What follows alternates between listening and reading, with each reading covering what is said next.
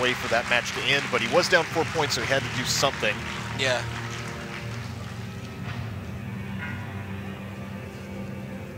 Up next, Claudio C.Calasans from Atos.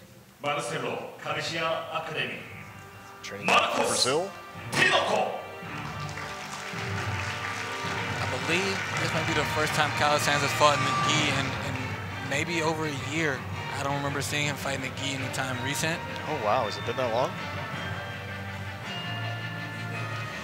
Calasans arguably could be one of the most experienced competitors in this entire tournament. Yeah, definitely. Black belt world champion, as well as an ADCC gold medalist and absolute gold medalist. Also, I would say, even though these guys both compete in the same weight division,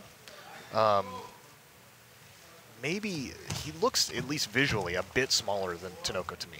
Yeah, he looks to be a little bit like shorter, maybe a little more dense body type. But as we said from his gold at ADCC and absolute, he's very used to fighting larger opponents. Very strong. Pulling guard immediately. Yeah, it's crazy interesting because he's known for his judo over the years, but he also has a very good guard. So that's always a tough matchup when you have to fight somebody that has very good standing and a very good guard as well. I talked to Tinoco about this, and Tinoco trying to turn this into a leg drag, but well, freeing that toe. Good job from the referee. 50-50 here. This is actually the position where he won his black belt world title from. He pulled 50-50 and had very good control there from the match.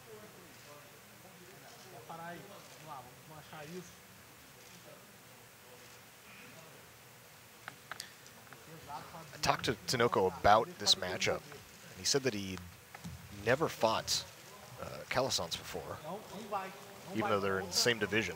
Somehow just never materialized. Yeah, I believe as Calasans was moving towards just a no-gi or taking a little bit of a break from competition is when Tinoco started getting into the black belt division. So they kind of, as Calasans was out, Tinoco came in, so never got to fight each other. I wonder if this was part of the game plan, because a lot of people do know Calasans for his judo game, and this could very well be catching Tinoco off guard if he was preparing for this fight in particular. Yeah, it doesn't surprise me too much. Like I said, when Calasans won his black belt world title, he actually used this similar game plan in his finals. I believe versus Vitor Oliveira, he pulled 50-50 and was attacking very strong knee bar attacks and using it to sweep. He's already gone for a couple knee bar positionings here.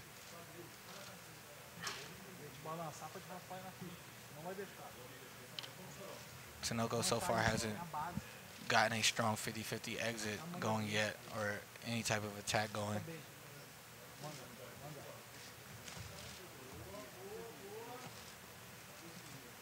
Calasans going towards the ankle lock grip now.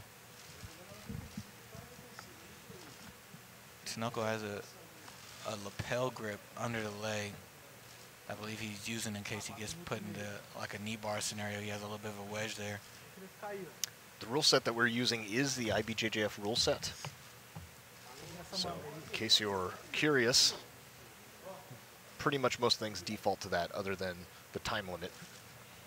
Yeah, the 7-minute match is the only thing that separates it from a pure IBJJF black belt match. And they use that so it's a lot more action. You don't have a lot of time that you're used to, so you really have to push the pace. Now, how do you feel about that? Do you like the 7-minute matches better, or do you think you need more time to work? I like the shorter matches just because I like more action myself. But in the IBJJF, the 10-minute matches don't really bother me too much. So it doesn't really. So as a competitor, either way is okay, but you just prefer the shorter. Yeah, I'm fine both ways, but I do enjoy the shorter match times. When I was fighting in the Spider last year and the year before, the shorter match time, we had a lot more action in the matches. It's not a lot of stalling because you're going to get hit with your stalling calls quicker. So it's a lot more fighting. And Calasans up 2 points because of this 50-50 sweep that he's secured. Yeah, and he has a very strong base here. Looks like he's threatening that ankle lock just a little bit there.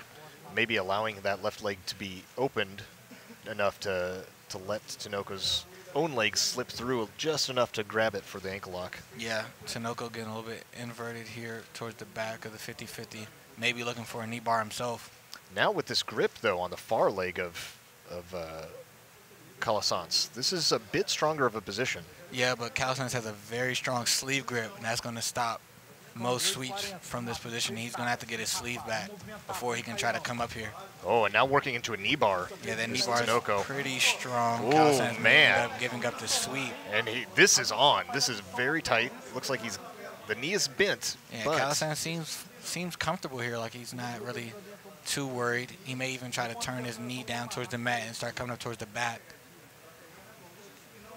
M.Tinoco doing a good job pulling the far leg away so he doesn't lose his attack. Does create that angle and does move towards the back. You are correct. This is beautiful. Oh, and he's going to get towards the back here. Gets the first hook in. Yeah, a lot of times when guys don't feel the threat from that knee bar, they may turn their knee even more towards the knee bar to get to that back. Preemptively rolls, tries to get the second hook in, does not have back points yet. Now working on the choke. Still has the seat belt. Yeah, very strong seat belt grip here. Yep. Seat belt with the hand on the lapel. If he starts choking up on that lapel, and he gets the points for the back.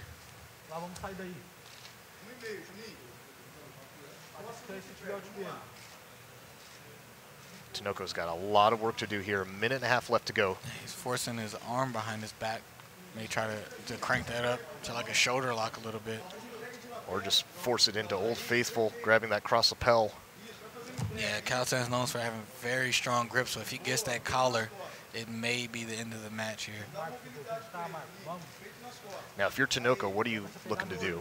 You got to protect your neck first and foremost. You still have a minute, so it's not a lot of time, but if you get caught in the choke, the match is over right there. So he needs to protect his neck and get back to out of this back position, whether he's up top or on bottom, as quick as possible. May even look to try to catch Calasans' ankles crossed a little bit for that sneaky back ankle lock, but it seemed like Calasans is aware of that because he's keeping his feet crossed on the side of M.Tinoco's hip. As opposed to in between the legs. Yeah, when it's in between, that's a bit of a scary position. That's a very hard ankle lock to defend. Calasans is not too urgent on the choke grip, just kind of holding it here so M.Tinoco can't focus on the escape. He has to protect his neck. He seems like he'll just be fine sitting here to the end of the match and win off of points. Yeah, 15 seconds left to go. Not a whole lot that M.Tinoco's going to be able to do here. Yeah, he is escaping the back. He has to keep protecting his neck, though. That's why Calasans is keeping that choke grip, even though it's loose. And here he switches to a Kimura grip from the back just to have some control. Very strong match from Calasans. M.Tinoco shakes his hand, says, "Caught me. Good job." Very sportsmanlike. As the guys at Marcelo's tend to be. Good group of guys over there. Interestingly, there's 3 of them in this tournament. Mateus Lutis, Mateus Denise, and M.Tinoco. Yeah. There's a lot of people from one gym. Yeah, but in the final, if M.Tinoco would have got to the finals with Denise, the rule is they have to fight. There's no closeouts here, so they would both have to fight each other for that top qualifier spot. And I believe it affects the seeding for the November championship, so it's very important that they would have had to fight. And they would money, both be too. in the final. Yeah, definitely. How do you feel about the no closeout thing? I like it. Yeah? Especially in a tournament like this or any tournament that involves cash prize. You don't want to pay people to bow out to each other in the finals, you know. So even if you're teammates, if you both get to the finals, that's good in itself, but you still have to fight. You got to both celebrate later after. And here's the replay. This is 50-50 position.